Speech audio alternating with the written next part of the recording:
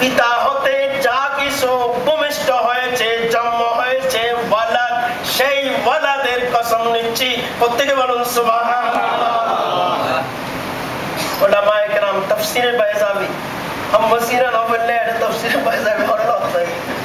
টাইটেলের মধ্যে দৌরায়ে তাফসীরের মধ্যে পড়ানো হয় তাফসীরে বাইজাবি। টাইটেলের কিতাব, কামিলের কিতাব তাফসীরে বাইজাবি। তাফসীরে বাইজাবির মধ্যে রয়েছে ইমামে ফখরুদ্দিন রাজি তাফসীরে কবীরের মধ্যে লিখেছেন, খাজিনের মধ্যে রয়েছে, তাফসীর রুহুল বায়ানের মধ্যে রয়েছে, তাফসীর ইবনে আবি সাউদের মধ্যে রয়েছে, তাফসীর সমরকন্দের মধ্যে রয়েছে, তাফসীর আন-নুকাত ওয়াল উয়ুন লিল ইমাম আল-মাওয়ারদির মধ্যে রয়েছে। তাকরিবান মুফাসসিরিনে কিরামের ইত্তেফাক হচ্ছে ওয়ালাদ হুয়া মুহাম্মাদুর রাসূলুল্লাহ সাল্লাল্লাহু আলাইহি ওয়াসাল্লাম, মানে মুহাম্মদ সাল্লাল্লাহু আলাইহি ওয়াসাল্লাম। প্রত্যেক বলুন সুবহানাল্লাহ।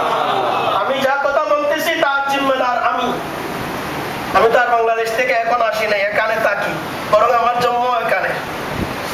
জন্ম হতে আমি ইউএইতে রয়েছি, টেলিফোন করবেন আমি দেখিয়ে দেবো কোন কোন তাফসীরে রয়েছে। এই কথাগুলোর জিম্মেদার আমি। সমস্ত এই তাফসীরগুলোর মধ্যে নির্ভরযোগ্য তাফসীরের মধ্যে রয়েছে ওয়ালাদ মানে কে? মুহাম্মদ সাল্লাল্লাহু আলাইহি ওয়াসাল্লাম।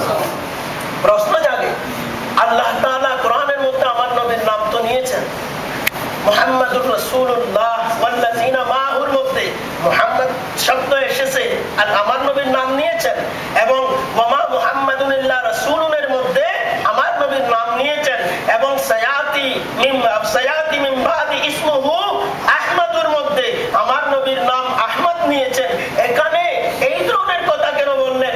আল্লাহ যদি নবীর শপথ নিতে চাইলে ওয়া মুহাম্মাদিন বলে দিতেন, ওয়া আহমদিন বলে দিতেন, ওয়া রাসূলিন বলে দিতেন। নবী আহমদের কসম নিচ্ছি আর শপথ নিচ্ছি, মুহাম্মদের শপথ নিচ্ছি, রাসূলের শপথ নিচ্ছি, নবীর শপথ নিচ্ছি, হাজিরের শপথ নিচ্ছি, নাজিরের শপথ নিচ্ছি, আমার প্রিয় বন্ধুর শপথ নিচ্ছি। কত শব্দ ছিল, কিন্তু আল্লাহ বলেন যে ওয়ামা ওয়ালাদ, যে ভূমিষ্ঠ হয়েছে তার শপথ নিচ্ছি। ব্যাপারটা কি?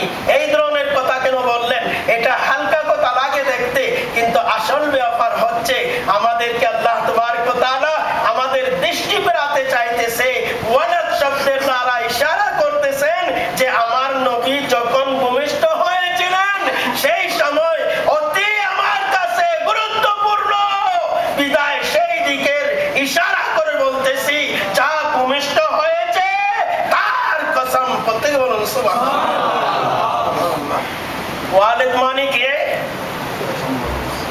অনেকে লিখেছেন হযরত আদম আলাইহিস সালাম, অনেকে লিখেছেন হযরত ইব্রাহিম আলাইহিস সালাম, অনেকে লিখেছেন হযরত ইসমাঈল আলাইহিস সালাম। কারণ আমার নবীর বংশধর সবাই। আমার নবীর বংশের মধ্যে কয়জন আম্বিয়া? 6 জন। আদম আলাইহিস সালাম, শীশ আলাইহিস সালাম, ইদ্রিস আলাইহিস সালাম, নূহ আলাইহিস সালাম, ইব্রাহিম আলাইহিস সালাম, ইসমাঈল আলাইহিস সালাম। এই 6 জন আম্বিয়া উলুল আযম আমার নবীর বংশধরদের মধ্যে আদম আলাইহিস সালাম হতে আমার হযরত খাজা আব্দুল্লাহ পর্যন্ত। বিভিন্ন মুফাসসিরিন کرام বিভিন্ন কথা বলেছেন। কেউ বলেছেন আদম আলাইহিস সালাম ওয়ালাদ মানে মুহাম্মদ সাল্লাল্লাহু আলাইহি ওয়াসাল্লাম, আদমের সন্তান, সেটা বলেছে আল্লাহ। অনেকে বলেছেন ইব্রাহিম আবুল আম্বিয়া, তাই ইব্রাহিমের শপথ নেওয়া হয়েছে। অনেকে বলেছেন জবিহুল্লাহ ইসমাঈল, তাই হযরত ইসমাঈলের শপথ নেওয়া হয়েছে ওয়ালিদিন বলে। অনেকে বলেছেন হযরত খাজা আব্দুল্লাহর শপথ নেওয়া হয়েছে, কারণ উনি ডাইরেক্ট ওনার আব্বা জান ছিলেন। কিন্তু আল্লামা আবি সাউদ সমরকন্দি রাহমাতুল্লাহ আলাইহি একটা বিরাট সুন্দর কথা লিখেছেন। সেই কথাটা আমার খুব মনোযোগ্য হয়েছে এবং সহি শুদ্ধ কথা, সেটাই আসল তাফসীর। উনি বলেছেন আদম আলাইহিস সালাম হতে খাজা আব্দুল্লাহ পর্যন্ত যত ছিল আব্বারা যার মাধ্যমে আমার নবী দুনিয়ায় তাশরীফ এনেছেন সবার কসম নিয়েছে আল্লাহ তাবারক ওয়া তাআলা। প্রত্যেকে বলুন সুবহানাল্লাহ। ওয়ালিদিন মানে আদম, ওয়ালিদিন মানে ইব্রাহিম নিতে পারেন, ইসমাইলও নিতে পারেন, ইদ্রিসও নিতে পারেন, নূহও নিতে পারেন, আব্দুল মুত্তালিবও নিতে পারেন, খাজা আব্দুল্লাহও নিতে পারেন, হযরতে আব্দুল মানাফও নিতে পারেন, হযরতে হাশিমও নিতে পারেন, হযরতে বাহর বিন মুররাও নিতে পারেন, হযরতে কাবও নিতে পারেন, হযরতে আদনানও নিতে পারেন। যারা ছিল প্রত্যেকের শপথ নিয়ে আল্লাহ বলেন যা ভূমিষ্ঠ হয়েছে তার শপথ নিচ্ছি। প্রত্যেক বলেন সুবহানাল্লাহ। আমার নবীর ভূমিষ্ঠ হওয়াটা, ভূমিষ্ঠ মানে শুভাগমন, তাই অতি কম, আমি কত বাড়াবো না, অতি সংক্ষেপে আগে চলে যাব। ভূমিষ্ঠ আমার নবী আমাদের মতো ভূমিষ্ঠ হয়নি, আমার নবী আমাদের মতো ভূমিষ্ঠ হয়নি। আমার নবী আমাদের মতো মায়ের পেটে ছিলেন না। হযরতে সাইয়্যিদা আমিনা মাওয়াহিবুল লুদুনিয়া জুলকানের মধ্যে রওয়ায়াত রয়েছে যে সবাই এসে স্বপ্নের মধ্যে আদম আলাইহিস সালাম আসলেন, হযরতে শীশ আসলেন, হযরতে নূহ আসলেন, হযরতে ইদ্রিস আসলেন। প্রত্যেক মাসে এক একজন নবী এসে আমাকে বলতেছেন যে তোমার পেটে সন্তান রয়েছে, উনি নবী আখিরুজ জামান মুহাম্মদুর রাসূলুল্লাহ সাল্লাল্লাহু আলাইহি ওয়াসাল্লাম। কিন্তু আমার জানা নাই, কোনো ভারী অনুভব হচ্ছে না, কোনো প্রকারের অনুভূতি হচ্ছে না।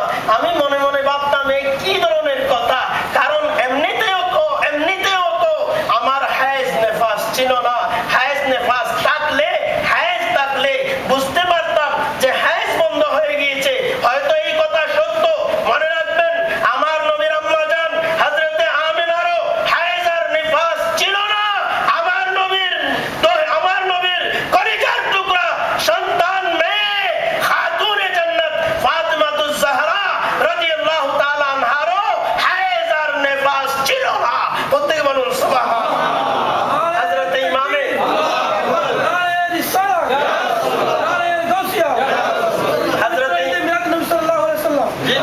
হযরতে ইমামে হাসান ভূমিষ্ঠ হলেন সকালে 10টা-11টার সময়, দোহার সময়, জোহরের সময় আসলো।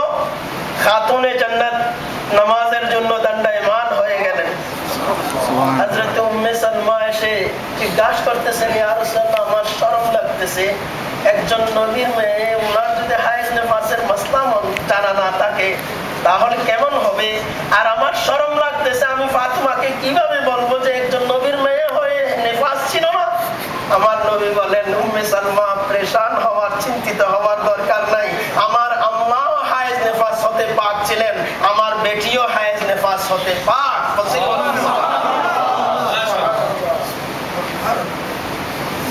হযরতে আমিনা বলেন যে আমার সন্তান আমার পেটে।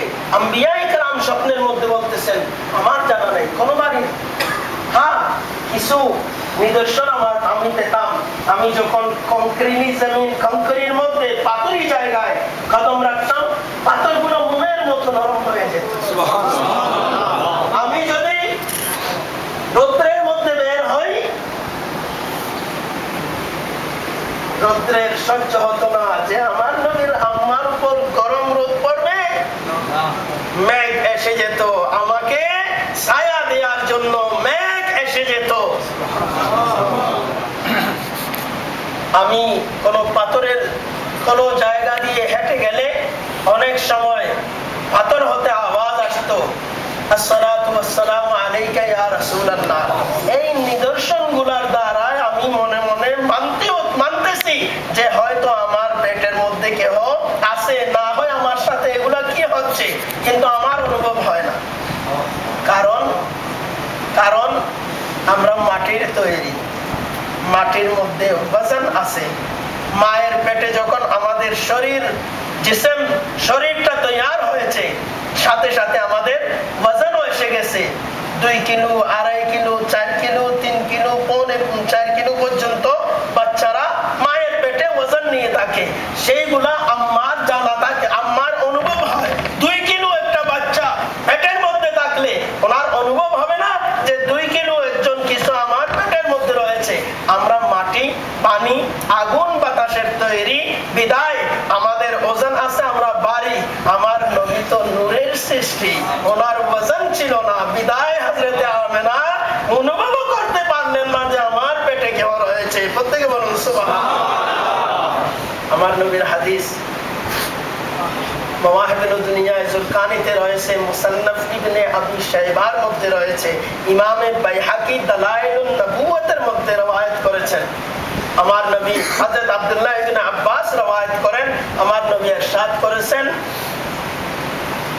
বুলিতু মাখতুনান লা ইউরা আহাদুন সাওআতি আও কামা ক্বালা আলাইহিস সালাতু ওয়াস সালাম।